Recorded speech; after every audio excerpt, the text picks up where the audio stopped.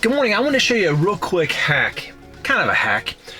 So I live in a cul-de-sac, and it is not uncommon, well, it's actually pretty common on a daily, weekly basis to see somebody posting on Nextdoor that their car had been broken into, someone's lifting the locks, and you can see someone, got into mine the second night that I owned it, because I didn't realize I had to lock it with the card, and I left it unlocked and somebody got into it. There was nothing in it. It was a brand new car.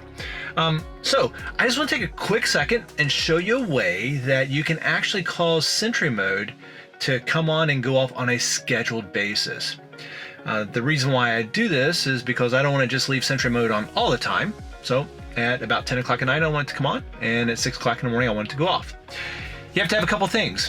First off, you have to have an iPhone, and then you also have to have Watch for Tesla. So real quick, let's show you how to do that. Okay, so the first thing we need to do is go into shortcuts. And now I've already got mine created, but we'll recreate.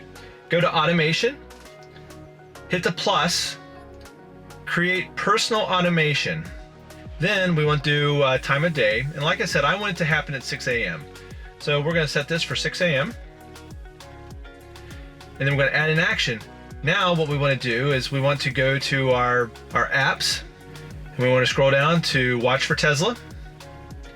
Here's all the ones that you can do. So this one we're going to disable since it's 6 a.m. Disable. Next. Ask before running, turn that off. And then hit done. So now it's going to turn off at 6 a.m., but we have to have it turn on.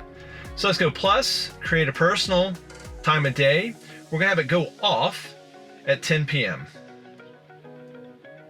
Next, daily. So next, add the action, find your apps, go down your apps to Tesla for Watch for Tesla, and now we want it to enable Sentry. Next, turn ask off, and then done. Now, as you can see, it will disable at 6 a.m. and it'll enable it at 10 p.m. I actually have mine set for 11 p.m., but it'll enable it at 10 p.m. That's all that's required. It's not 100%, because there's a couple of nights that I'll show on my phone and it says it did not enable it because the car was offline or something like that. However, for the most part, I would say about 90% of the time, probably 95% of the time, my car actually at 11 o'clock at night, it comes on, and at 6 o'clock in the morning, it goes off. If you have any questions, or if you have a better way of doing it, drop it down into the comments. Thank you for watching.